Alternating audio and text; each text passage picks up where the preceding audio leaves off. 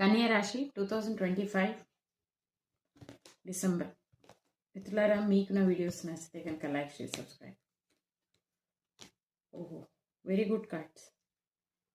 Happy new year celebration. Manifestation. కన్యా రాశి చాలా బాగా మేనిఫెస్ట్ చేయగలరు ఈ మంత్లో.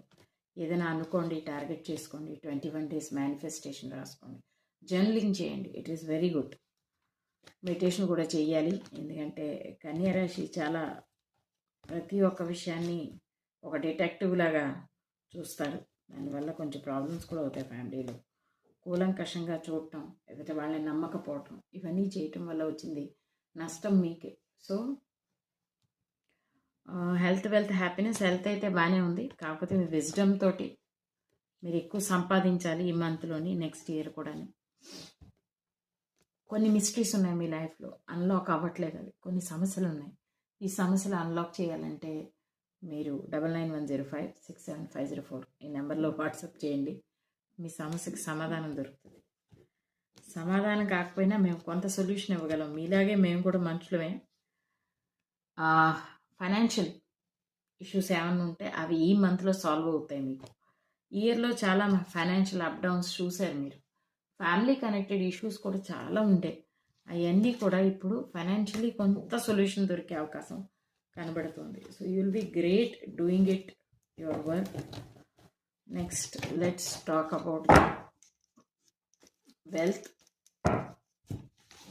హెల్త్ అయిపోయింది, వెల్త్ అయిపోయింది.